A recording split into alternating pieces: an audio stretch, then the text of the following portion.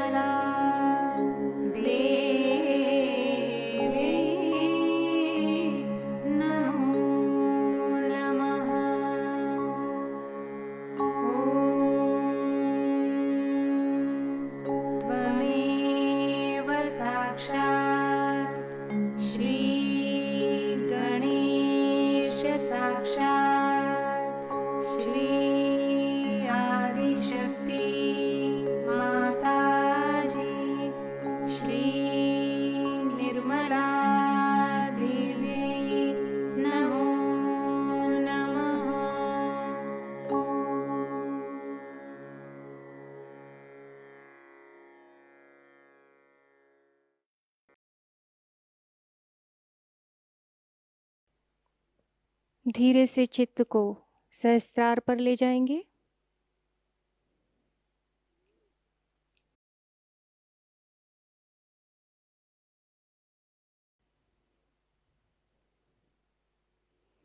थोड़ी देर ध्यान की इसी अवस्था में बैठेंगे।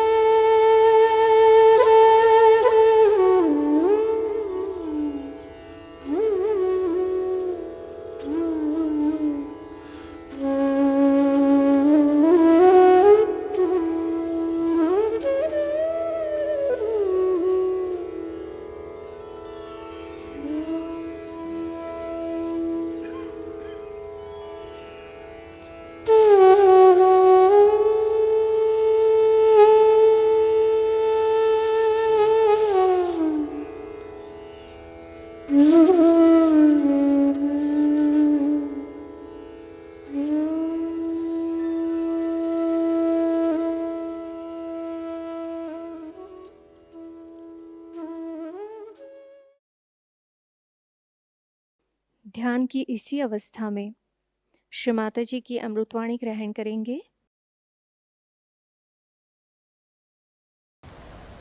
Today we are celebrating the great event of the resurrection of Christ. On the same pattern is your resurrection. That you have risen to the new life of divine love. You were all in the knowledge that there's something higher has to happen. That you have to be born again. But nobody knew how it works. The subtle side of your being was never told to you. The saints only talked as to how you should behave. They only said how you should try to keep a very pure life, sincere life. But they didn't tell you how it will work out. Of course, people knew in India about it.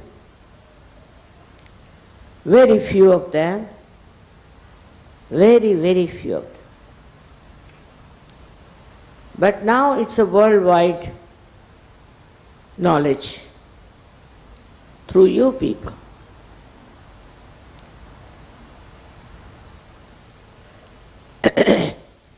Now while your Kundalini rises, She's your mother, she's your individual mother, and she gives you the second birth. That's how you get connected to the divine paradise.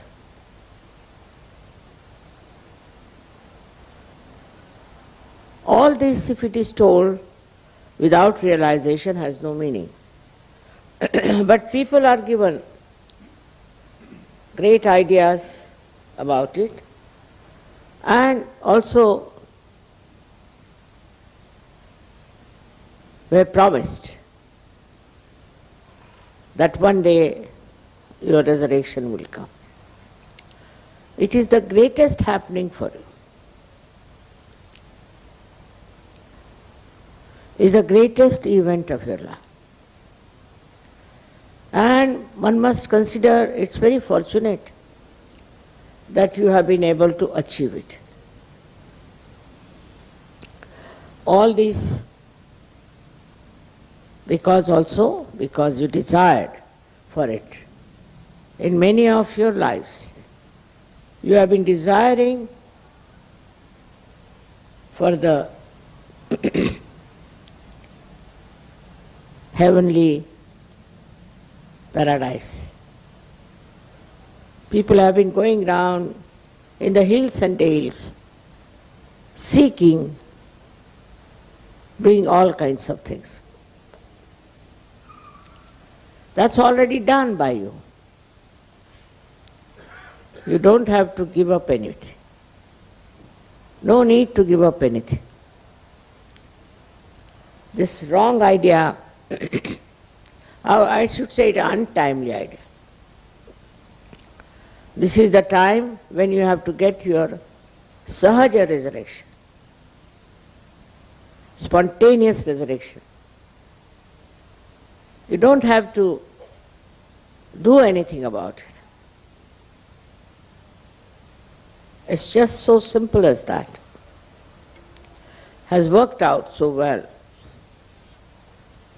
I was really very much overjoyed to see that so many people, especially Muslims, about whom I have been so much worried, that how can you save these people? They are so much lost in the mess of wrong thinking.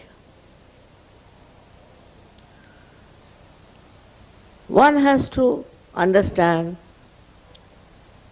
that this Quran was written 40 years after the death of Muhammad. So maybe that there might be some words which are just being shifted, maybe, and the meaning might be little bit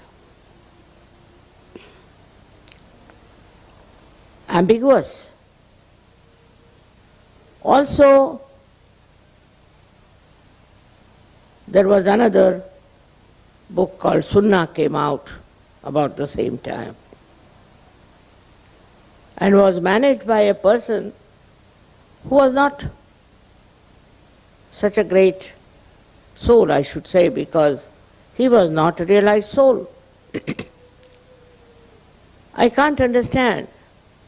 How can you religiously understand a poetry, and in the poetry, whatever is written, how can you interpret it correctly? This is the reason why I am a poet also. I could have written a poetry about it, but I said no. Poetry can be twisted, and also people can misuse it. That's the problem with the poetry is. In India we had the same problem. For example, Kabira wrote such beautiful poetry, and the way they interpreted was so nonsensical and so much different from the spirit of Kabira's songs.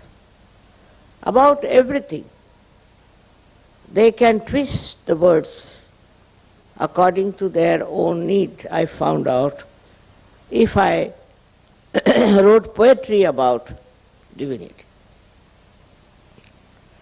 This is exactly what has happened. In all the religions I've seen, when it comes to poetry, people can twist it. Also, like in Bible, it was so much accepted that Paul is the one who is going to organize the publication about Christ. And he didn't want to write also about resurrection. He didn't want to write about the Immaculate Conception. All these things were in his mind, and so Thomas had to run away to India, and John refused to write anything. Because all such people take charge. They become in charge. They think they are responsible for it, while they are not at all capable. They don't have the right to do it. As a result of that, Christianity took a very wrong attitude towards the inner growth of human being. You see the result of that. Today, when you see what's happening with the Catholic Church, you are amazed. How can such an organization be a religious organization where all kinds of nonsensical things are going on?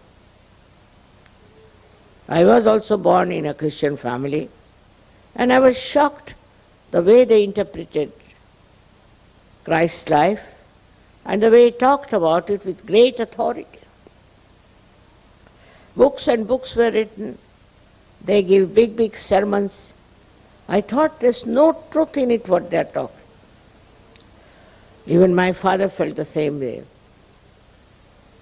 Because all these books came much after the authors of these books. Secondly, those who tried to write it were not authorized to do that. They were not spiritual people. They all wanted to have power. They wanted to have power in religion.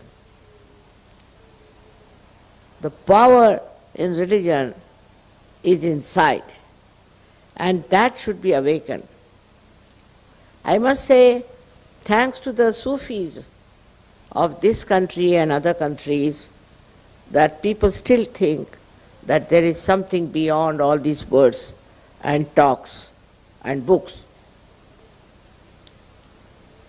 This is something, such a blessing that we have, that in every country we had someone who talked about reality, about the truth. Though they were condemned, they were tortured, and so many of them were killed. This is happening even today. I find that people don't want to listen to reality, to the truth. But I was so happy yesterday, really overjoyed, to see that even the people who were Muslims, who were Islamic, have now coming together, understanding that they have a higher life than these rituals of every day. All these ritualistic life that they have led, the way they have worked so hard. They did 40 days starvation, doing for Hajj, doing all kinds of things. But there was no unity among themselves. Even among themselves there was no unity. And some places I was surprised that they were killing each other. How can that be? Because these so-called practices did not make them collective. They were not collective. They were all separate identities, separate sects, guided by absolutely ignorant people.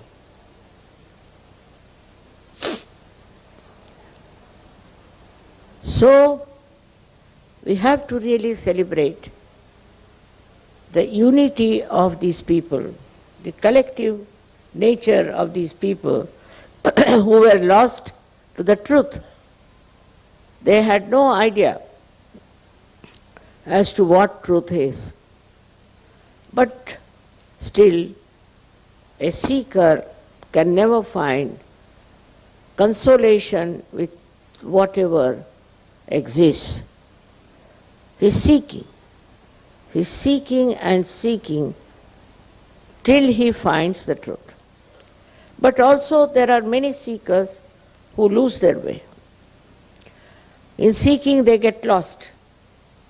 It's very difficult to convince them that you have lost your way. But they should see from their own lives. They should see from their own attainment. What have they achieved? Have they got any experience? To be convinced of what you have got, you must try to verify it. You can verify on people. You can verify on yourself. Whatever you are, you know on your fingertips, as they say. Now, it's said in the Quran that at the time of your Qiyamah, means resurrection time, there are two things, Qayamat and Qiyamah, two things. Also many people don't understand the difference. One is when the resurrection time comes, and the another is when your destruction comes. For the resurrection of human being is the Qiyamah, in which is said that your hands should speak, that you should feel the vibrations on your fingertips. I would say those who are really Muslims, who are surrendered, and those who have been selected to be higher people belonging to the God's realm, must have hands that can speak. Otherwise, they are not Muslims. I would not call them Muslims. They may be human beings, but not Muslims. So it's compulsory that for every Muslim, he thinks he is a Muslim, he should have vibrations in his hand. He should feel the vibrations. His hands must speak at the time of resurrection, which is the Qiyamah. Qiyamah, not Qayamat. These two words are confused in the minds of the people. So those people who can verify about their achievements themselves through their vibrations on their hands, and also about others through their fingertips, are the Muslims, according to Quran. But nobody has told them this. They don't know. To them it's all right if you go to Mecca and come back from there, you become a Haji, finished. There's another question one should ask, which is very important, that why Muhammad Sahib was so much against stone worshipping. Clearly, why did he ask people to go around that black square stone? What was the purpose of that? Why was that stone so important? If you ask this question to any so-called Muslim, he'll say that was the order. But you can ask the question, after all, why? That's also just a stone. So why did Muhammad Sahib ask that you should go around that stone? So many statues were there made of stone.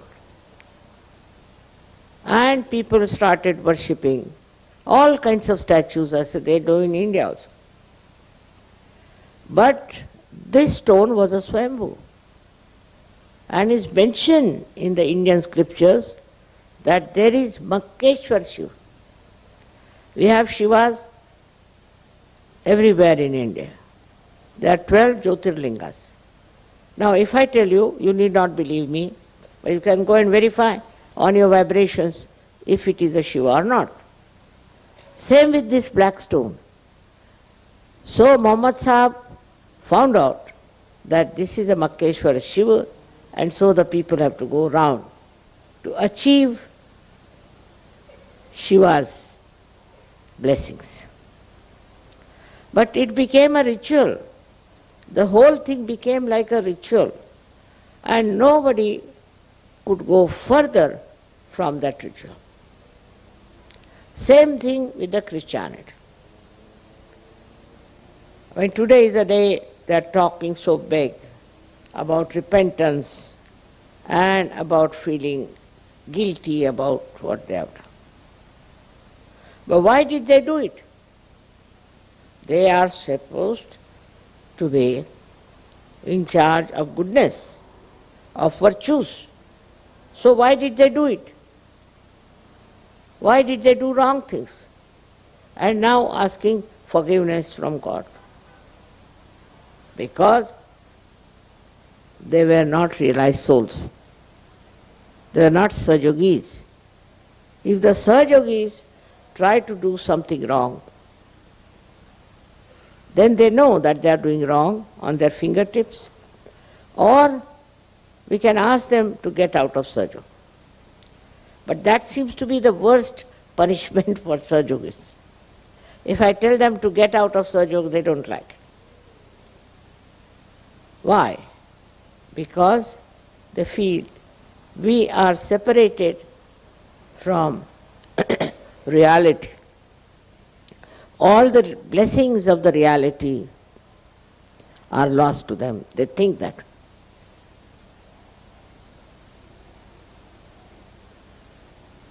The punishment is nothing, because we just ask you get out of Sahaja.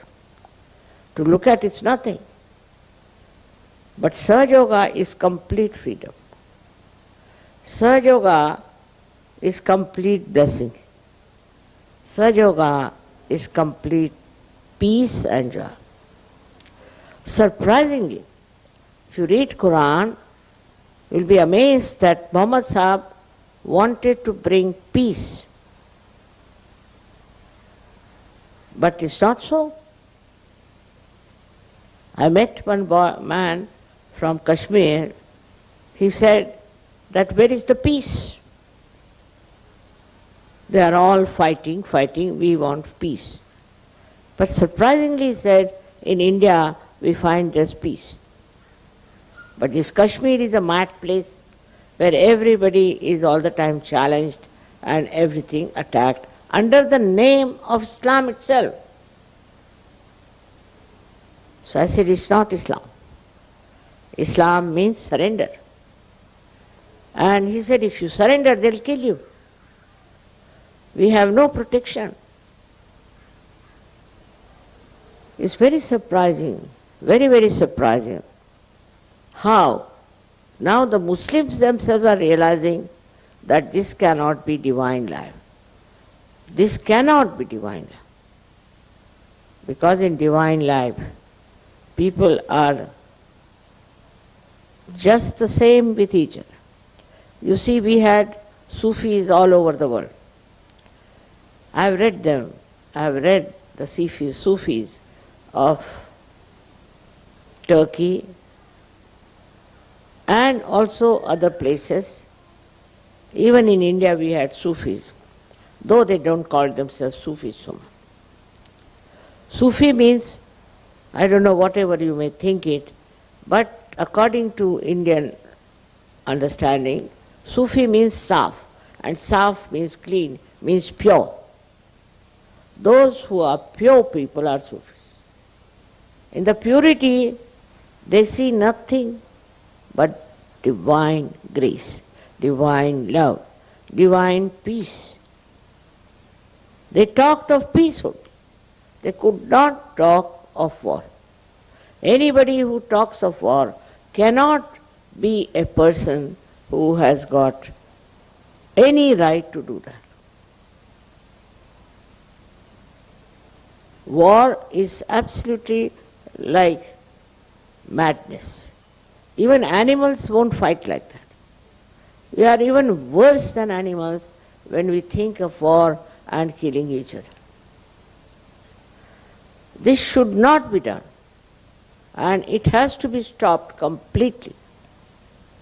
Nobody has right to kill anybody unless and until he is attacked. So, what we hear about our resurrection is this, that we are above so many things. We have lost all those destructive qualities. As in Sanskrit they call it, we have 6 enemies. Kama, Krodha, Mada, Matsara, Dobha, Moha. Kama means sexual perversion. Krodha means anger. Moha means attraction. Mada means the pride. Matsara means jealousy. All these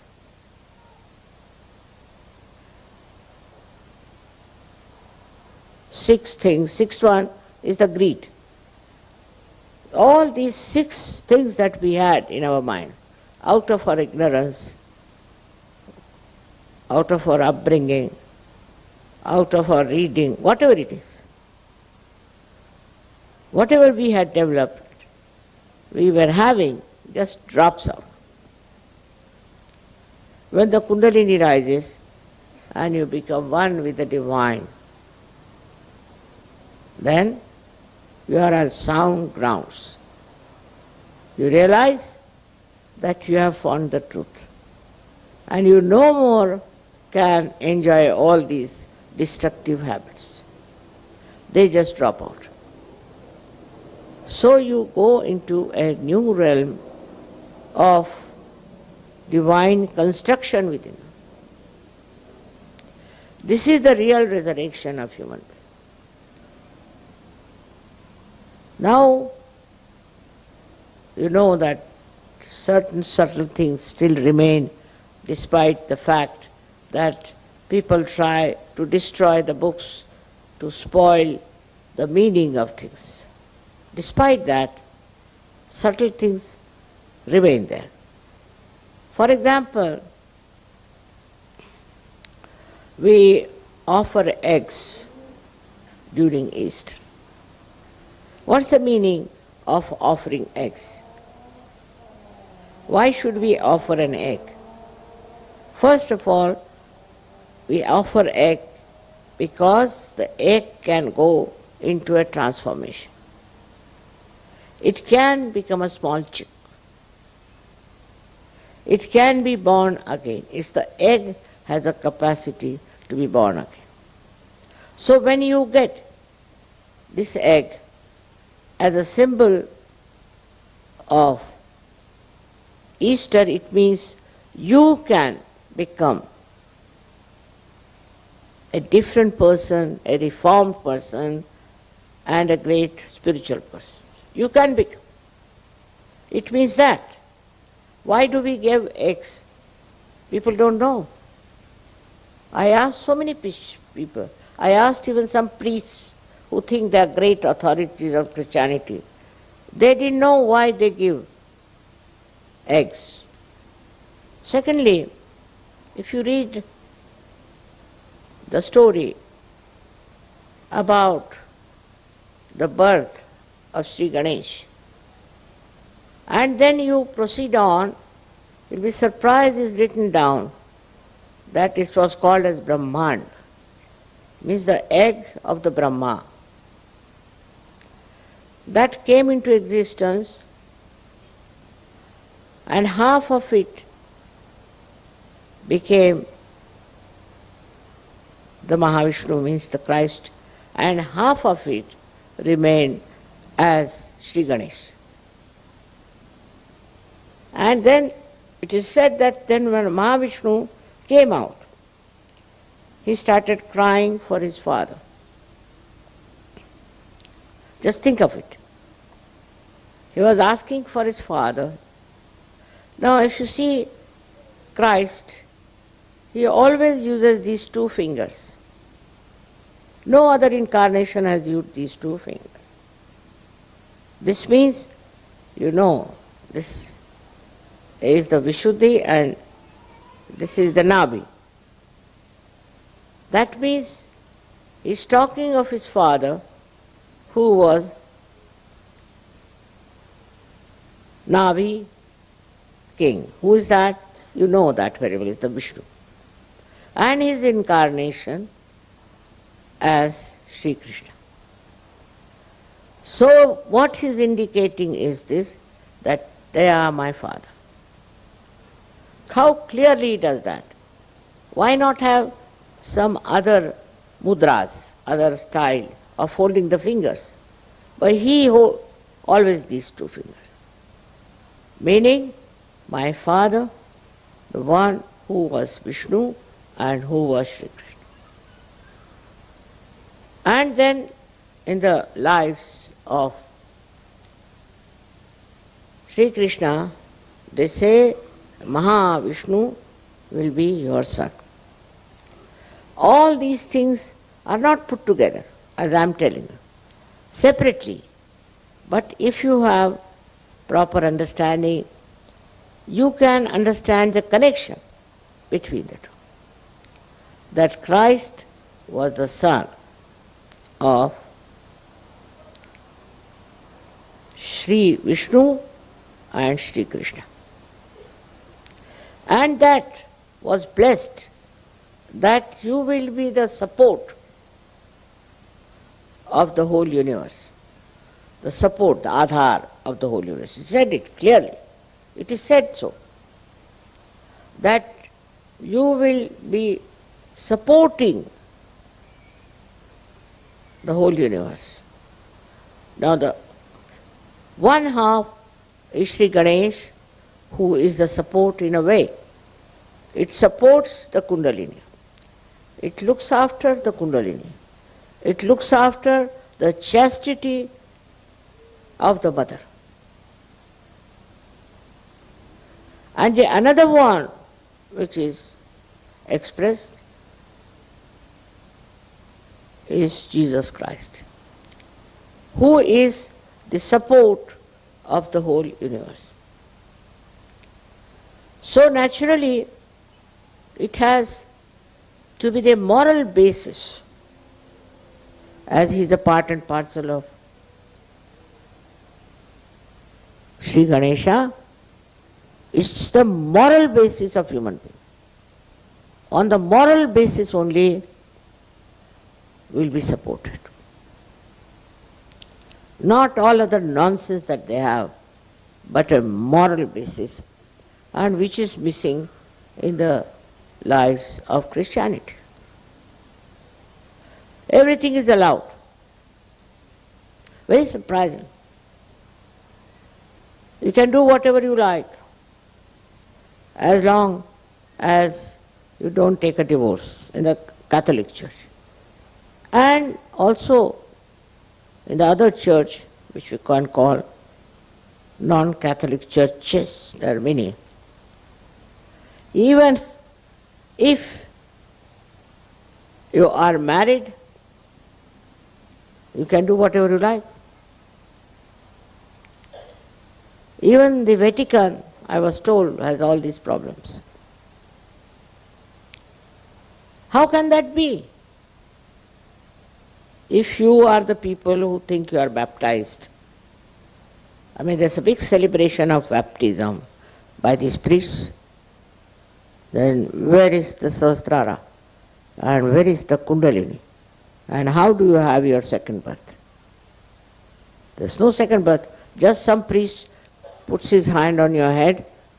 Actually, it makes a problem for realized souls to put hand of the priests who are not realized souls. And that creates a problem for children. I've seen many children, they start crying loudly when they are being blessed by these priests. Because they are realized souls and the priests are not. It's very interesting. But they say, after all, you see, it's the priests that are bad, but not Christ. But how are they related to each other? Christ stood for morality. And about him also, in these modern times, they are saying all kinds of filthy things. They cannot understand a character which is moral. To this extent, we have gone. Morality is out of question. You do whatever you like, as long as you go to church and confess, you are all right. These are the absurdities of modern religions. Every religion has problems. And the worst I feel when you have the support of the world as your leader. How can you allow people to have such an immoral life? Immorality, how can you tolerate when you follow the example of Christ? Out of question. He is the embodiment of morality. He is Sri Ganesh. And how can you allow people to come to churches, to the temples, and allow them to have immoral life? What is the atonement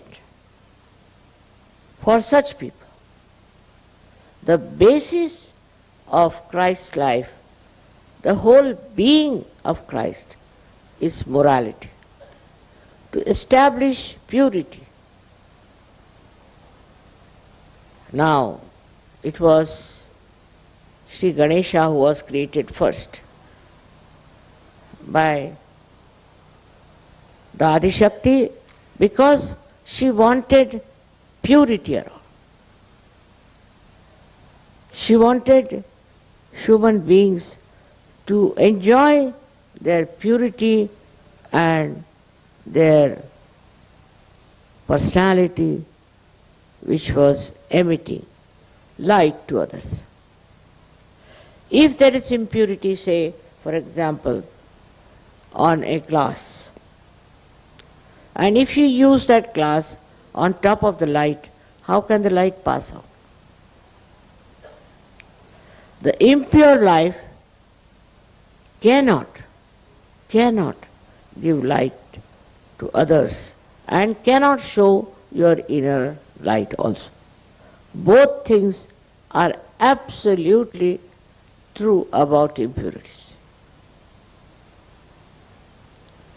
But people say that we have to accept, because if you have to have more people for your religion, you should accept many things. And one of them is impurity. And just think of it. Now at the Agya, where Christ resides, if your eyes are impure, full of lust and greed, then you are against Christ. You are an antichrist. If your eyes are clean and pure, then only you can enjoy love of God. Otherwise you cannot. And also the love of another Sahajayogi or Yogini you can only enjoy in completeness if your eyes are clean. Just imagine. But if you have roving eyes and all sorts of things, I don't know, how can you call yourself Christians? You cannot. Whatever certificate you may carry, but you are not. Because those who are following Christ have to have absolutely a moral life. That's a compulsion of the inner being on you, that you enjoy your morality and you enjoy above all your clean eyes. This is it, what I have come to know about the Western life, that the eyes are not clean. They'll go to the church and their eyes will be moving here and there. How can that be? How can you do that if you think Christ is the one who was resurrected and you are to be resurrected? First of all, see that you have pure love in your eyes. Now, pure love is not relative, cannot be contaminated, cannot have lust and greed in them. These two things have to drop out from your mind completely. These are the days of people having greed, lots of greed there. I just don't know what sort of things they have, because I haven't studied so much the morality of human beings. Whatever I see are beautiful people like you. But when I try to understand the so-called Western culture, I am surprised that even if they want to make a life of someone, like the life of Shakespeare I saw, who was, according to me, was avadhuta, means a person who has gone beyond all human destructive habits. Avadhut is a very high quality yogi. And they show him as a stupid man running after a woman. They cannot conceive of human beings who could be morally perfect, who will have moral sense. They cannot conceive. Because those who do this kind of thing are not realized so. They are not Sahajogis. So the conception about morality doesn't come into their head. They think as we are, like that the others are. Actually, mostly they do it to justify themselves. So ugly and so horrifying is the depiction of the character of such great people who talk such great things, shows that human beings are really degraded in their value system. They cannot conceive of somebody who is an ideal personality. They think by saying so, they are talking of something beyond reality. They don't know reality. Yesterday's Sufi thing, I was very impressed when they said about the 4 stages that you are. And out of that, the hakikat means the reality. You have to get into the reality. Reality is what? Is not a perception. It's not seeing something, but it's being something. If you start seeing, you might see something white, red, yellow. Well, you are not that. When you are the reality, then you emit reality. You see reality. You enjoy reality. You live in reality. This is real life. And you don't indulge into something which is unreal, imaginary, or below dignity. No, you don't do. You are the reality. It's the hakikat. As they say, you are the reality and you are emitting reality in your behavior, in your talks, in your lives, in everywhere.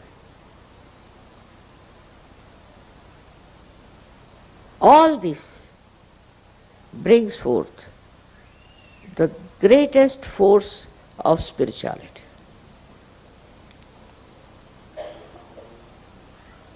Whatever is falsehood, whatever is wrong, whatever is destructive,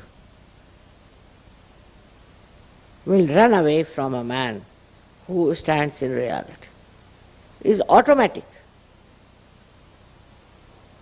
It is absolutely part and parcel of the same personality who is supposed to be a realized soul. So, your resurrection has taken place, no doubt. All right. Your hands are speaking, all right. I don't want to give you any command or any kind of a fixed road that you have to follow. Now you are free because you have the light. When you have the light, why should I tell you which way to go? You know yourself that you have the light, so you follow yourself. In a way, that is an enlightened path with your own light. Don't somebody has to tell you that don't do this, don't do nothing of that. You what? Just do it. If something wrong, you will not do. If you are doing it, then know that you have to still rise above all this. You are the Nabis that are described in the Quran. You are the ones who are going to resurrect the whole. You are the ones who are going to help the downtrodden people into the filth of immorality. Your lives should show. Look at these few of these people who were Sufis, who were very clean people. How have they been able to channelize the other people into a better life? That is what you are.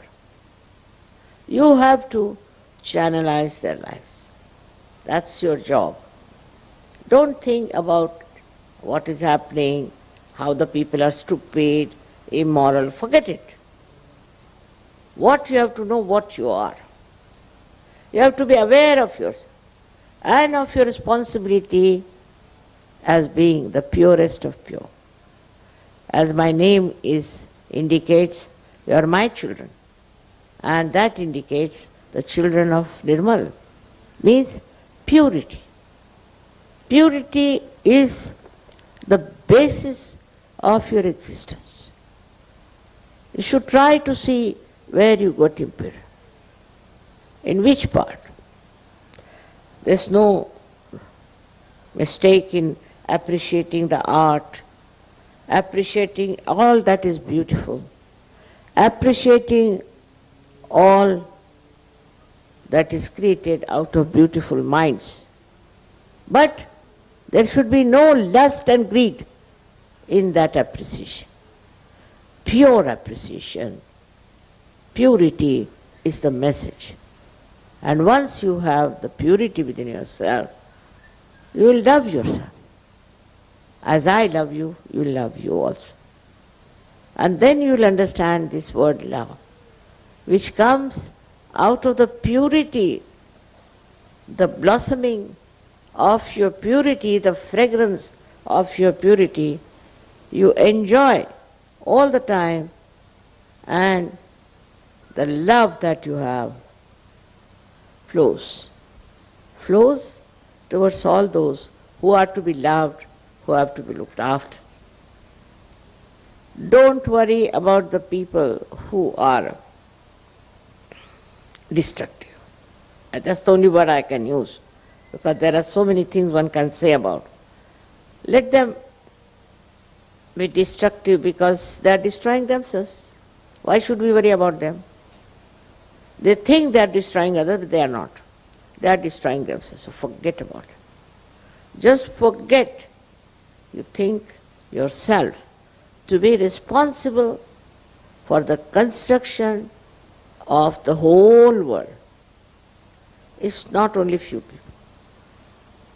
You are very intelligent, knowledgeable, and understanding. You are not like the disciples of Christ who were not educated, who didn't understand so much, and who did get realization but were not of your level. Whatever they could do reached to a point where this kind of a mess of a Christianity has come. But you can't create that kind. You will create a new, vibrant religion which is global. I was very happy to see that now we have people from all over the world. It's a global movement all over. It has nothing to do with the limited ideas of so-called religions. They have ruined every religion. Islam is ruined, Christianity ruined, and Hinduism ruined, and Buddhism the worst. In Buddhism you give up everything. All your belongings, all your properties, give to the Guru. Imagine. And the Guru is so greedy, horrible fellow. How can he give resurrection? Himself is a greedy fellow, misleading others, just taking away everything. The same thing about Christianity, that you all become nuns, you become fathers, you become brothers, and I don't know, all nonsense. But there's no change with it. Somebody came to me and I say, why did you become a priest? He said, because I was jobless. I had no job. Baba. So I took up the job of a priest. And imagine. He could not fit into any job, so the minimum of minimum he took is the priest job. Then what did you do? They told me what I have to preach. And first I had to practice and remember it by heart. And then I don't know. I started talking this, talking that. I said, he must be a big possessed man. He had no mind of his own. He didn't know what he was talking. He would take out one sentence from Bible and go on talking, boring everybody. And I was surprised that within 15 minutes, people wanted to get out of the church. As soon as the sermon was over, they would run out and breathe. Thank God. Is that what religion gives you? Is that what should happen to you? No, it's not that. What happens to you that you enjoy yourself? You enjoy the collectivity. You enjoy the goodness, the morality. The whole thing is like the nectar of life. So, that changes the whole picture. The ritualism is so much. In the Hindu religion, there's too much of ritualism. You sit on the right or you sit on the left, you do this at this time. I mean, lots of it.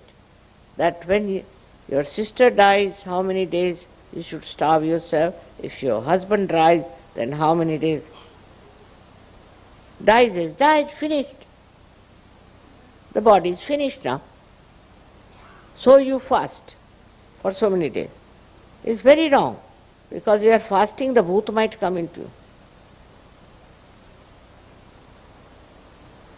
But still, what I would say, all these ritualisms and all that are created by human beings who were claiming to be something great. They are not. By no means they are the people in charge of morality, in charge of higher life. They lead such a mundane, useless life. I went to a temple of Shri Ganesha, which is supposed to be Swayambhu. One of the 8 temples, it is one of them. And I was surprised. The man who was worshipping, was supposed to be the priest, he was suffering from paralysis.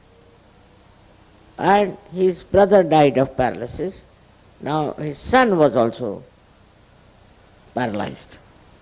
He said, "What is this Ganesha doing to us, mother?" I said, "What are you doing to Ganesha? How much money you earn out of it?" He said, "Quite a lot." And then what do you do with this money? Do you do anything for the society? Do you try to improve their lives? Have you any attention on the society? Or you are just looking after yourself? As a result, he's got paralysis. His brother got paralysis, his son got paralysis. And he was blaming Ganesha for that. He said, "Is it a real Ganesha?" "Yes, it is. But you are not. You don't deserve." I told him off on his way. He said, "All right, you may say whatever you like, but you cure me." I said, "First promise that whatever money you get out of this temple, you will spend it for the betterment of people."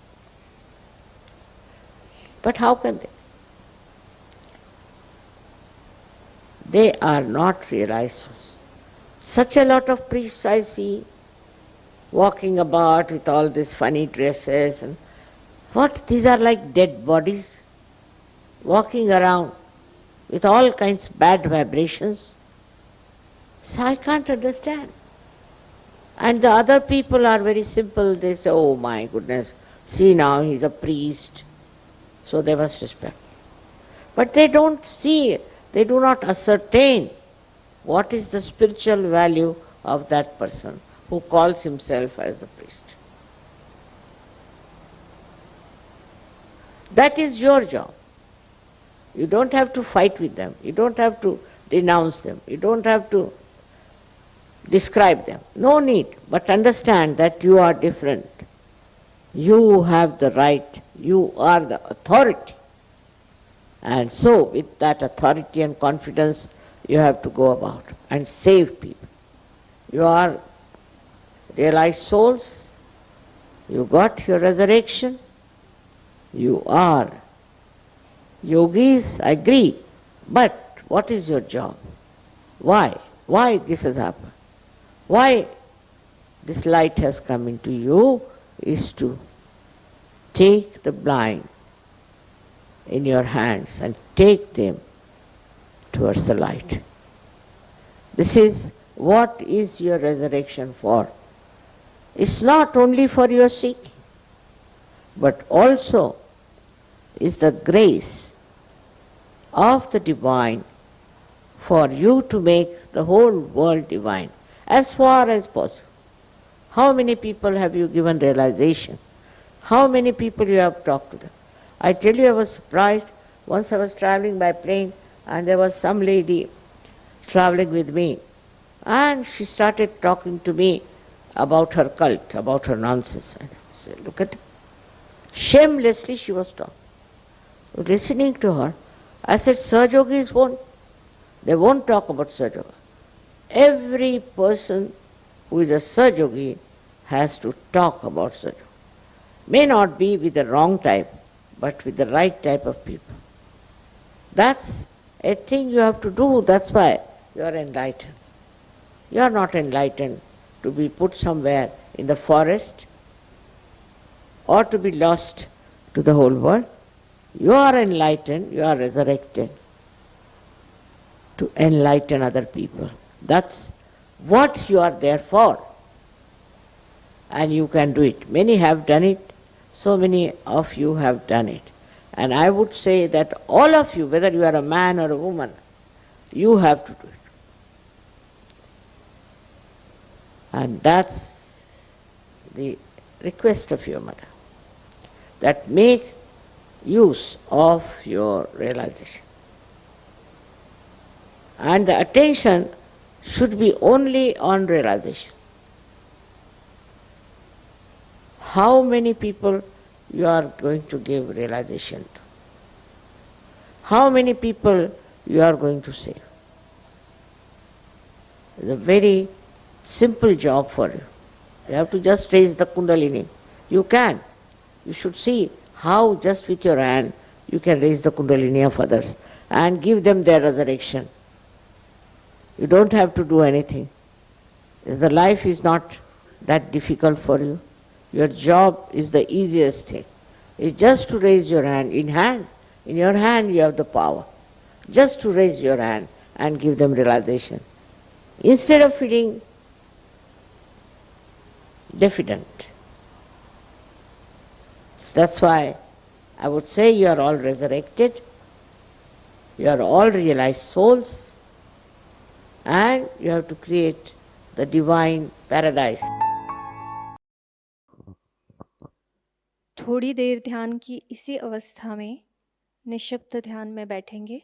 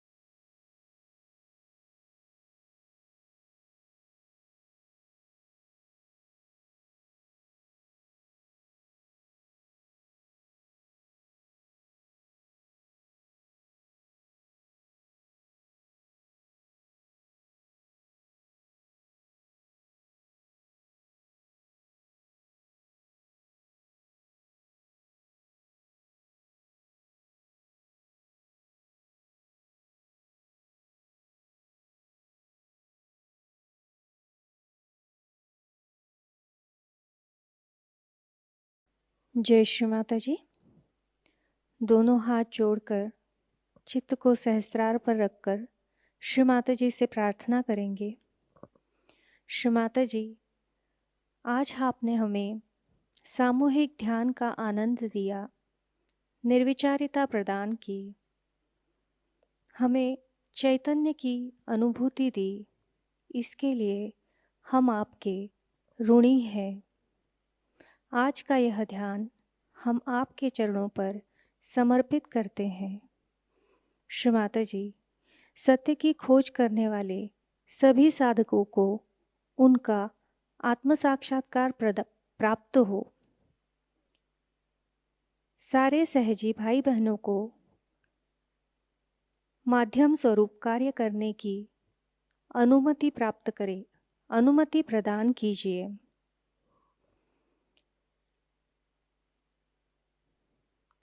Shri Mata जी, अमृतवाणी में दिया हुआ ज्ञान हमें हमारे जीवन में हर क्षण आचरण में लाने के आशीर्वाद हमें प्रदान कीजिए। श्री माताजी, आपने हमें आत्म परीक्षण करना सिखाया, हमें आत्मा बनाया, हमें क्षमाशील बनाया, इसलिए हम आपके ऋणी हैं।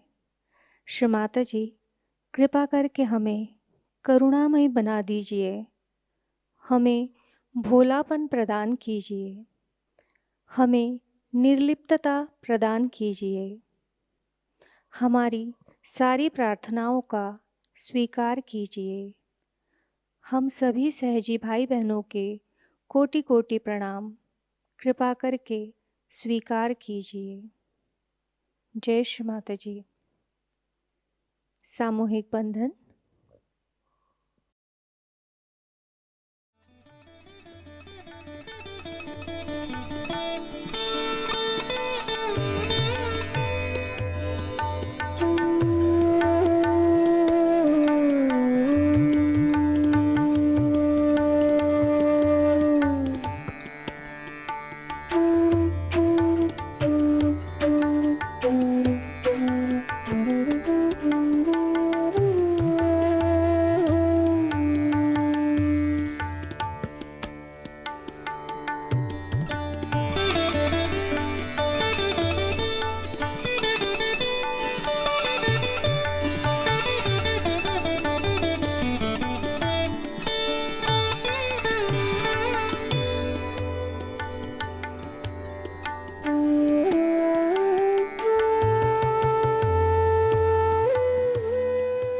जय श्री माता जी।